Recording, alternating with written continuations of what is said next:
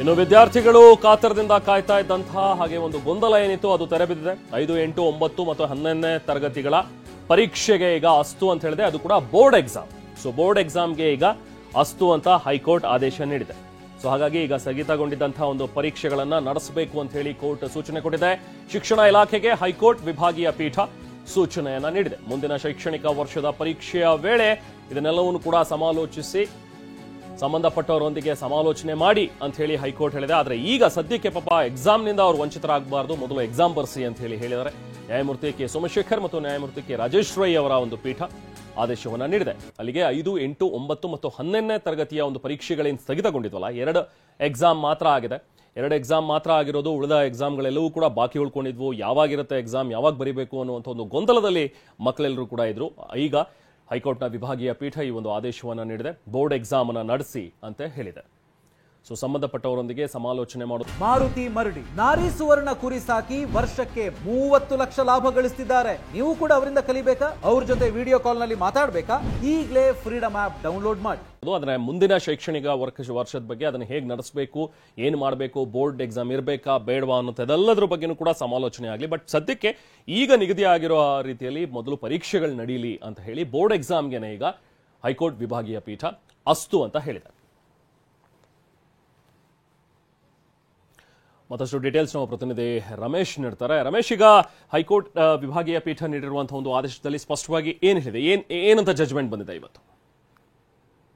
ರೆಹಮಾನ್, ಈ ಹಿಂದೆ ಏನು ರಾಜ್ಯ ಸರ್ಕಾರ ಒಂದು ಸುತ್ತೋಲೆಯನ್ನು ಹೊರಡಿಸಿತ್ತು. ಅಂದ್ರೆ ಈ ಎಲ್ಲಾ ಅಂದ್ರೆ 7, 8, 9 ಮತ್ತು 11ನೇ ತರಗತಿ ಎಕ್ಸಾಮ್ಸ್ ಏನಿದೆ ಅದಕ್ಕೆ ಬೋರ್ಡ್ ಪರೀಕ್ಷೆ ನಡೆಸಬೇಕು. 5, 8, 9, 11ನೇ ತರಗತಿಗಳದು.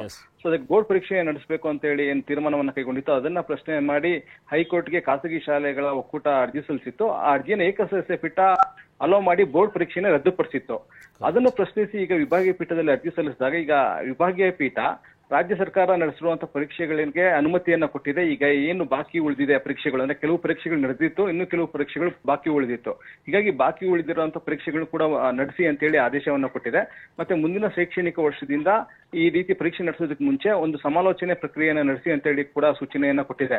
ಆದ್ರೆ ಈಗ ಏನು ಬೋರ್ಡ್ ಪರೀಕ್ಷೆ ಅಂತ ಹೇಳಿ ಕರೆಯಲಾಗ್ತಾ ಇದೆ, ಅದು ಬೋರ್ಡ್ ಪರೀಕ್ಷೆ ಅಲ್ಲ, ಬದಲಾಗಿ ಅದೊಂದು ಮೌಲ್ಯಮಾಪನ ಅಂತ ಹೇಳಿ ಅದನ್ನ ಪರಿಗಣಿಸಬೇಕು ಅಂತ ಕೂಡ ಆದೇಶ ಕೊಟ್ಟಿದೆ. ಈಗ ಅದು ಬೋರ್ಡ್ ಪರೀಕ್ಷೆ ಅಂತ ಹೇಳಿ ಅದನ್ನ ಪರಿಗಣಿಸೋದಕ್ಕೆ ಸಾಧ್ಯ ಇಲ್ಲ, ಬದಲಾಗಿ ಅದೊಂದು ಮೌಲ್ಯಮಾಪನ ಅಸೆಸ್ಮೆಂಟ್ ಅಂತ ಹೇಳಿ ಪರಿಗಣಿಸಬೇಕು ಅಂತ ಕೂಡ ಹೈಕೋರ್ಟ್ ಅಭಿಪ್ರಾಯ ಪಟ್ಟಿದೆ. ಹೀಗಾಗಿ ಈಗ ಏನ್ ಬಾಕಿ ಉಳಿದಿತ್ತು ಪರೀಕ್ಷೆಗಳು ಅದು ನಡೆಯುತ್ತೆ.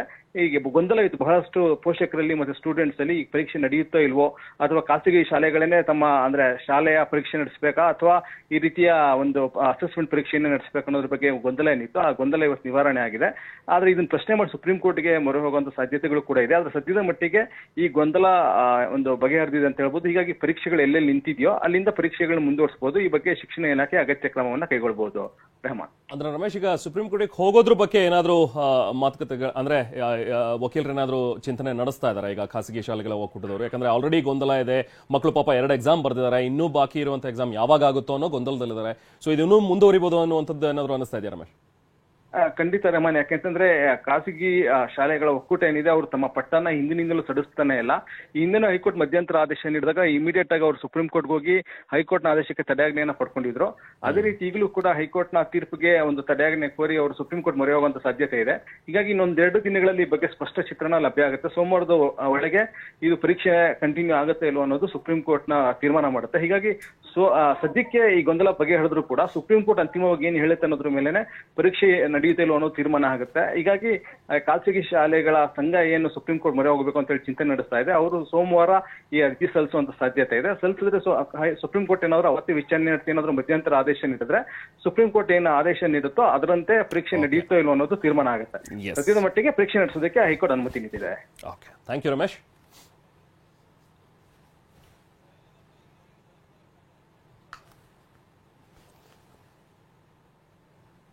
ಒಟ್ಟಿನಲ್ಲಿ ಇದ್ದಂತಹ ಗೊಂದಲ ಈಗ ಸದ್ಯಕ್ಕೆ ಬಗೆಹರಿದಿದೆ ಅನ್ನುವಂಥದ್ದನ್ನ ನಾವಿಲ್ಲಿ ಹೇಳ್ಬೋದಾಗತ್ತೆ. ಯಾಕಂದ್ರೆ 5, 8, 9, 11ನೇ ತರಗತಿಗಳ ಪರೀಕ್ಷೆ ಏನಿತ್ತಲ್ಲ, ಸೊ ಒಂದು ಪರೀಕ್ಷೆಯನ್ನ ನಡೆಸಿ ಬೋರ್ಡ್ ಎಕ್ಸಾಮೇ ಮಾಡಿ ಅನ್ನುವಂಥದ್ರ ಬಗ್ಗೆ ಈಗ ಹೈಕೋರ್ಟ್ ವಿಭಾಗೀಯ ಪೀಠ ಆದೇಶವನ್ನು ನೀಡಿದ್ರೂ ಕೂಡ ಈಗ ಖಾಸಗಿ ಶಾಲೆಗಳ ಒಕ್ಕೂಟದವರು ಮತ್ತೆ ಈಗ ಸುಪ್ರೀಂ ಕೋರ್ಟ್ ಮೊರೆ ಹೋದ್ರೆ ಆಗ ಮತ್ತೆ ಏನಾದರೂ ಈ ಒಂದು ಆದೇಶಕ್ಕೆ ತಡೆ ನೀಡಿ ಮತ್ತಷ್ಟು ವಿಚಾರಣೆ ಅನ್ನೋದು ಅದಾದ ನಂತರ ಸುಪ್ರೀಂ ಕೋರ್ಟ್ ಏನಾದರೂ ತೀರ್ಪನ್ನು ಕೊಡುತ್ತಾ, ಸೊ ಹೇಗಾಗತ್ತೆ ಅನ್ನುವಂಥದ್ರ ಬಗ್ಗೆ ಇನ್ನೂ ಪ್ರಶ್ನೆಗಳು ಹಾಗೆ ಉಳ್ಕೊಂಡಿವೆ.